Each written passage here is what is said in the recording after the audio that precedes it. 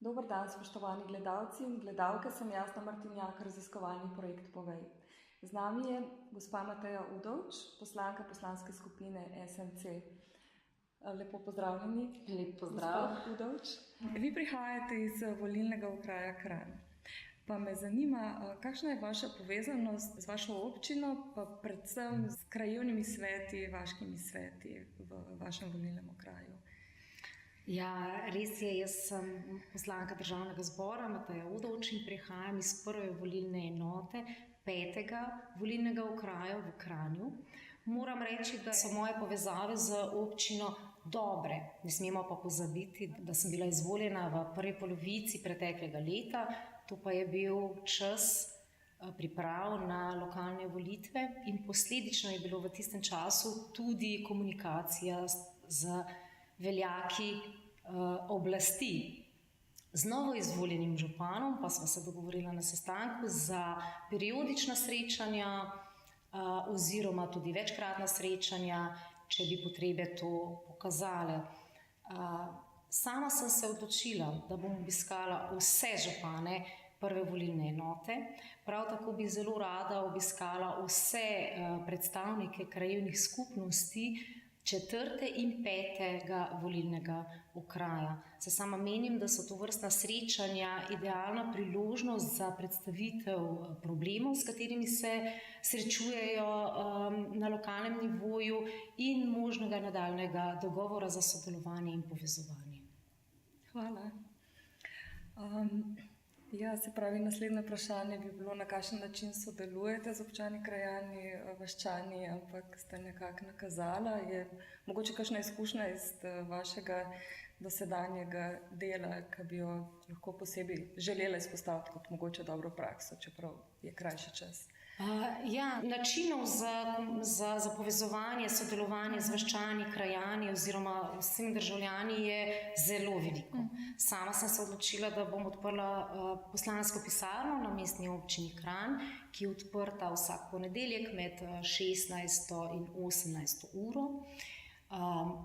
Moram povedati, da so v njej dobrodošli vsi državljani, ne glede na politično prepričanje, vsi, ki bi želeli predstaviti probleme, vizije, predvsem pa tudi rešitve na določene težave.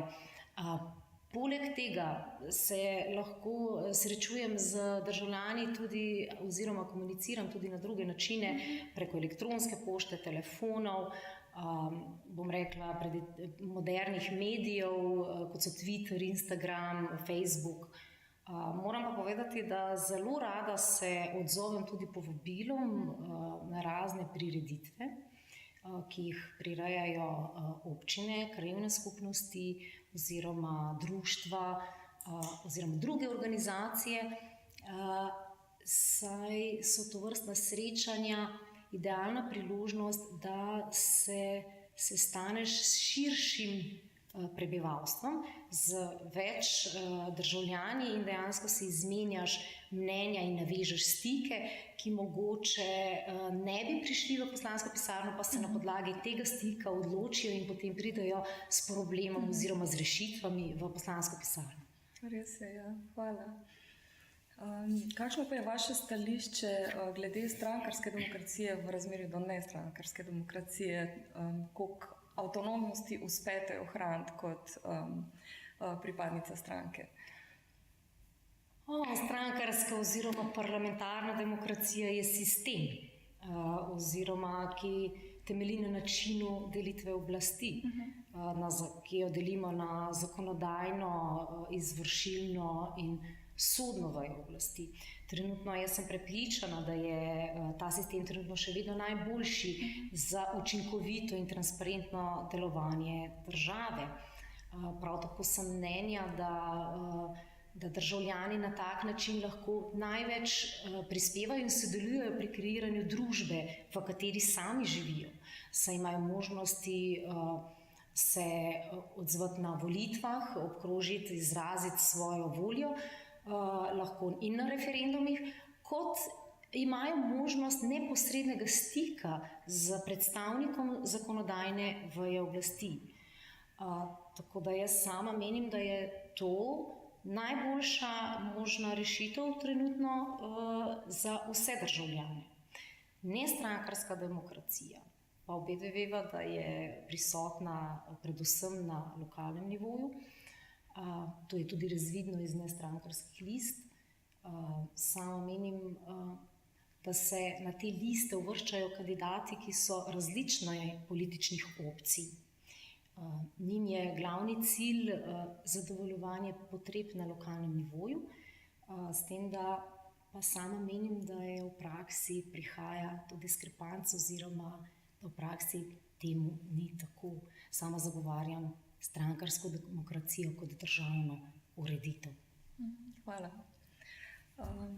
Kakšno pa je vaše stališče glede reprezentativnega predstavniškega mandata glede na 82. člen Ustave RS in glasovanju po prepričanju stranke? Je to za vas reprezentativni ali imperativni mandat, oziroma če se vam zdi, da je vaš mandat volivcev, ki so vas izvolili, ali mandat stranke? Kako naj začnem? Že večkrat sem poudarila, da sem se za aktivno politiko odločila ravno na podlagi tega ustavnega določila. Želim in hočem delovati kot predstavnica vseh državljanov in nočem biti vezana na nobene direktive in navodila pri svojem delovanju. Za Stranko modernega centra sem se odločila zaradi njenega programa, zaradi njene liberalne drže, predvsem pa zaradi organizacijske kulture, ki mi prav to vse omogoča. Moj mandat je mandat volivcev.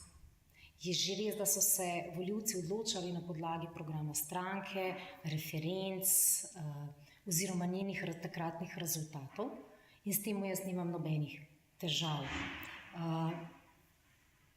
Zaenkrat je moja filozofija dela pa tudi v popolnem strankarskem, v skladu s strankarsko politiko. Hvala. Bi morda izpostavili še kakšnega od primerov dobre prakse v vašem delovanju? Ja, jaz se trudim za državljani, da jim res pridem naproti in porajala se mi je ideja, da bi bilo mogoče dobro, da bi si državljani v krajevni skupnosti, tam, kjer jaz prebivam, ogledali Državni zbor, naš hram demokracije, in sem s to idejo prišla do predstavnika krajevne skupnosti, ki je bil zelo vesel in tudi prevzel en del organizacije tega izleta. Tako smo se z avtobusom odpravili v Ljubljano, kjer sem jih sprejela, smo se pogovorili, smo se predstavili.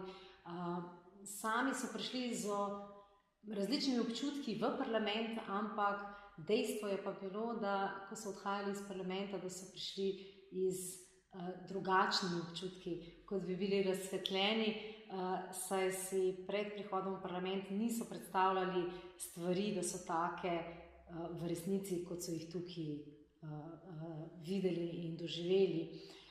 Po ogledu pa, ker je le parlament samo 1 uro traja, ogled parlamenta, smo se odpravili tudi po naši prestolnici, po Ljubljani, saj sama velikokrat razmišljam, da prihajajo milijone turistov v Ljubljano, Slovenci pa običajno prihajamo v Ljubljano le po nakupovalnih središčih in v UKC Ljubljano.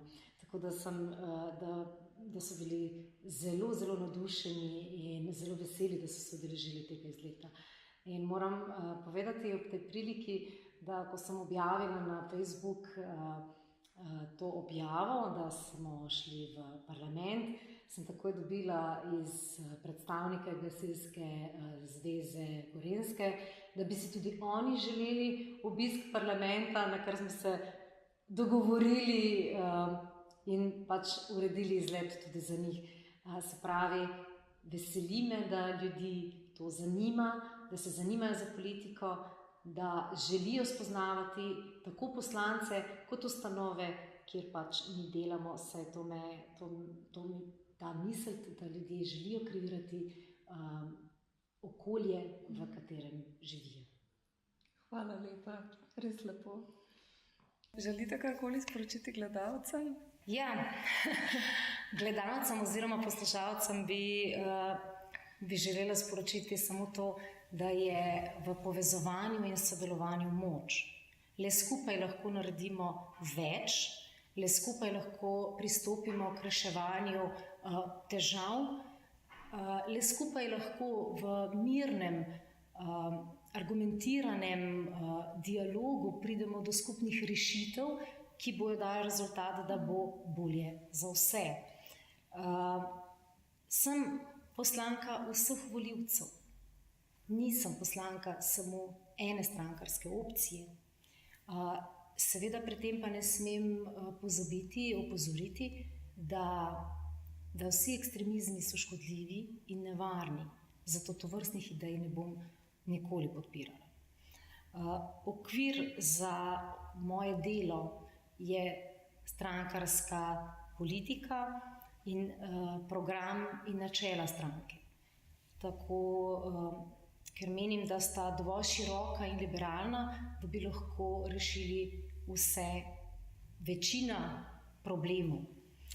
Ob tej priložnosti pa bi mogoče pozvala tudi gledalce, da naj se povezujejo bolj z svojimi poslanci, naj jim bolj predstavljajo svoje težave, se naj vključujejo v kreiranje družbe, v kateri živijo, saj poslanci dobimo velikokrat občutek, da se v nekaterih okoljih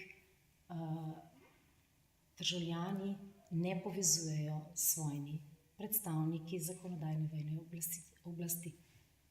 Hvala lepa, gospa Udovč. Hvala tudi vam, spoštovani gledalci in gledalke, in nasvidenje.